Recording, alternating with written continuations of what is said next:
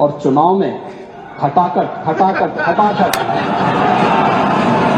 1 लाख का बॉन्ड, 1 लाख का बॉन्ड कहां गया? अब शिवपाल जी भाग गए यहां से, लेकिन मैं कह सकता हूं खटाखट नहीं, 27 में सपा चट के लिए तैयारी रहती।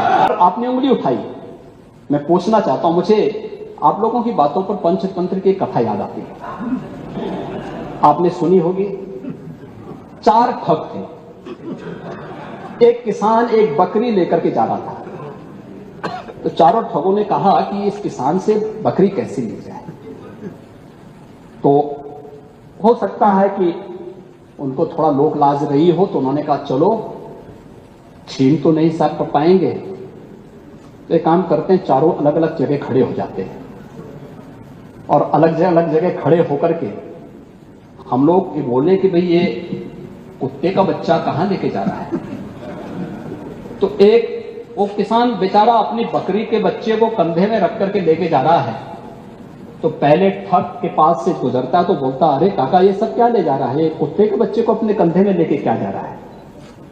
किसान बोलता, अरे धूर्त कहीं के, ये कुत्ते का बच्चा नहीं बकरी का बच्चा है। वो हंसते हुए चुप हो जाता है। आगे अगले चौराहे पे जाता दूसरा ठग, अरे काका ये तो कुत्ते का बच्चा आप कहां लेके जा रहे हैं।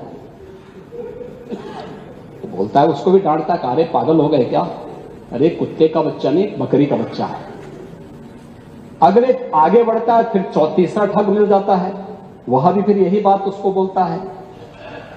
चौथे ठग ने भी कहा तो किसान को विश्वास हो गया, उसको लगा कि भोला भाला किसान, अन्नदाता किसान, मेहनती किसान, उसको विश्वास हो गया, यार एक व्यक्ति झूठ बोलेगा, लगता है कि मेरी दृष्टि दोष ही मुझे हो गया है, लगता है ये कुत्ते का बच्चा ही, उसने फेंक दिया उसको। चारों ठगों का काम पूरा हो गया और चुनाव में खटाखट खटाखट खटाखट 1 लाख का बॉन्ड, 1 लाख का बॉन्ड कहां गया? अब कहां गया 1 लाख का बॉन्ड? 1 लाख का बॉन्ड। और मैं इसीलिए कह रहा हूं, शिवपाल जी भाग गए यहां से, लेकिन मैं कह सकता हूं खटाखट नहीं, 27 में सपा चट के लिए तैयारी रहती है। 27 में सपा चट 1 लाख बॉन्ड के लिए हम लोग भी मांगेंगे हिसाब। 1 लाख का बॉन्ड कहां गया? और मैं तो आप सबसे कहूंगा, एक बार जाइए जनता जनार्दन के सामने, पूछिए उनको कि भाई 1 लाख का हिसाब मांगे इन लोगों से, पैसा गया कहां, कौन खा गया, खाने वाले लोग कौन हैं 1 लाख का। दूसरा संविधान का गला घोंटने वाले लोग कौन थे? और कहते हैं कि मोदी जी तीसरी बार आएंगे तो संविधान समाप्त कर देंगे। मोदी जी तो 10 वर्षों से हैं। बाबा साहब भीमराव अंबेडकर जी का जितना सम्मान मोदी जी ने किया, पंच तीर्थों का निर्माण किया,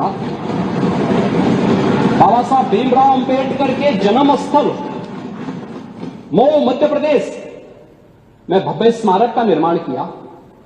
बाबा साहब भीमराव अंबेडकर से जुड़े हुए, जहां उन्होंने अपने उच्च शिक्षा अर्जित की थी, इंग्लैंड की, उस मकान को खरीद करके अनुसूचित जाति के बच्चों के लिए हायर एजुकेशन के लिए स्कॉलरशिप की व्यवस्था की और उसके लिए इंडिया हाउस के रूप में उसे स्थापित करके इसको बाबा साहब भीमराव अंबेडकर का एक स्मारक इंग्लैंड में भी बनवाया और स्कॉलरशिप की व्यवस्था की।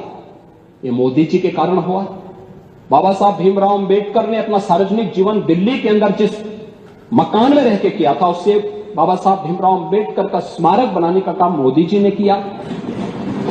बाबा साहब भीमराव अंबेडकर ने सामाजिक व्यवस्था के खिलाफ बौद्ध धर्म यानी दीक्षा जहां नागपुर में जिस स्थल पर ली थी, उसे भव्य स्मारक बनाने का काम मोदी जी ने किया।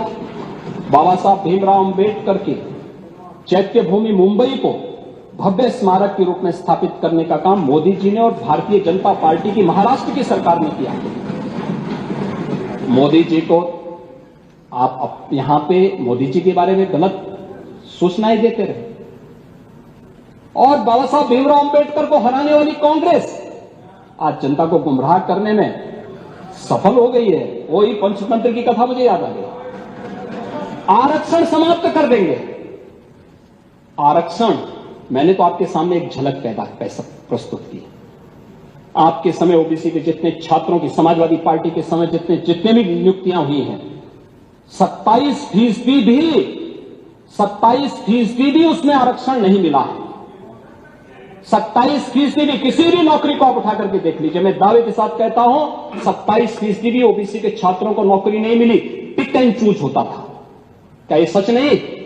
आज जिस तहसीलों की आप बात कर रहे हैं, यहां पर भतीजा और चाचा की एंड कंपनी वसूली के निकली थी और लेखपालों की तैनाती उस आधार पर हुई थी। आज तो नहीं है। आज तो हमने 5,500 लेखपालों की तैनाती दी है। एक भी जगह कोई उंगली नहीं उठा सकता, कोई नहीं उठा सकता। जब ये नौजवान जाएंगे, एक ट्रांसपेरेंसी आएगी। आप अंदर बोल देना, पढ़िए, आप उसके बाद बोले। हाँ, अब बोलेगा, मैं आपकी बात को सुनूंगा। लेकिन मैं केवल बोलना चाहता हूं कि आप लोग ये पंचतंत्र की कथा को क्यों दोहराने का काम कर रहे हैं? कभी फिर से पूरी नहीं होने वाली है। याद रखना, हमारी सरकार में, मैंने लोक सेवा आयोग के आंकड़े आपको दिए हैं और मैं फिर दावा ठोक करके बोलता हूं, 27% नहीं, हमारी सरकार में जो तैनाती हुई, नियुक्तियां हुई हैं, किसी भी पद पर हुई हैं, SC, ST, OBC कि अगर आप नियुक्तियों की बात करते हैं, मैं कहता हूं ये 50% नहीं, ये 60% से अधिक नियुक्तियां प्रदेश के अंदर हुई। ये 60% से अधिक नियुक्तियां हर एक स्तर पर हमने की है और ये सुनिश्चित किया है एक प्रदेश के किसी नौजवान के साथ धोखा नहीं होना चाहिए। धोखा कोई करेगा, उसकी नौकरी को उसी दिन हम लोग लेने का काम करते हैं और जेल के अंदर पूरी निर्ममता के साथ उसको ठूंसने में भी कोई कोताही नहीं बरतते। आपको बुलडोजर से डर लगता है, लेकिन ये निर्दोष के लिए नहीं है, उन्हीं अपराधियों के लिए है जो प्रदेश के नौजवानों के भविष्य के साथ खिलवाड़ करते हैं, जो प्रदेश के व्यापारी और बेटी की सुरक्षा में सेल लगाने का काम करते हैं, जो प्रदेश के अंदर अराजकता पैदा करके सामान्य लोगों का जीना हराम करते हैं। मेरा दायित्व बनता, मैं यहां नौकरी करने नहीं आया हूं, कतई नहीं।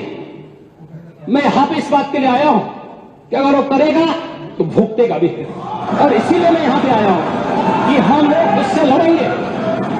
ये लड़ाई हमारी सामान्य लड़ाई नहीं है, ये प्रतिष्ठा की लड़ाई भी नहीं है। मुझे प्रतिष्ठा प्राप्त करनी होती तो मुझसे से ज्यादा प्रतिष्ठा अपने मठ में मिल जाती है, कोई आवश्यकता नहीं मेरे लिए। लेकिन इस प्रकार के गुमराह भरे तथ्यों को लेकर क्या पाते हैं आप लोग? बोलते हैं इस प्रकार के अनावश्यक बातों की तरह आप ध्यान आप इस प्रकार की चर्चाएं करते हैं। लेकिन मैं कहना चाहूंगा, और अंत में मैं केवल एक ही बात कहना चाहूंगा, एक काट की हंडिया बार बार नहीं चढ़ने वाली, तो उसका समय पूरा हो गया, पूरा हो गया, अब नहीं चलने वाला है। और इसीलिए हम लोग तो इस बात के पक्षधर हैं, और वह ये, मैं फिर भी आपसे आप लोगों से कहूंगा, आपसे नहीं, आप तो बड़े बुजुर्ग हैं, वयोवृद्ध हैं, पूरे, मैं दोनों पक्षों से कहूंगा कि पांडे जी जैसे लोगों को सम्मान मिलना ही चाहिए, क्योंकि वो पीढ़ी लगभग अपने ढलान की तरफ है और मुझे लगता है उन्हें हर प्रकार का सम्मान मिलना चाहिए। लेकिन हम लोग जो भी योजना बनाते हैं, यह धरती पर पांव रख करके बनाते हैं, व्यवहारिक जगत का। मैं आपकी बात को इसलिए सुन रहा था, मैंने एक भी बार आपको डिस्टर्ब इसलिए नहीं किया क्योंकि मैं जानता था कि आप जमीन पर रह करके सारी बातों को यहां व्यवहारिक स्तर पर बोलते हैं। और इसीलिए मैं कहूंगा कि एक पांव, जो अटल जी ने कहा था, एक पांव धरती पर रखकर ही बावन भगवान ने आकाश पताल को जीता था। धरती ही धारण करती है, कोई इस पर भार न बने, मिथ्या अभिमान से न तने। मुझे लगता है गलतफहमी नहीं होनी चाहिए समाजवादी पार्टी या कांग्रेस को कि वह बार बार खटाखट जैसी योजना के माध्यम से जनता को धोखा दे सकें। लेकिन मैं आपसे कह सकता हूं कि सरकार चलेगी, मजबूती के साथ चलेगी, प्रदेश के अंदर ट्रांसफॉर्म करने के अपने अभियान को आगे बढ़ाएगी।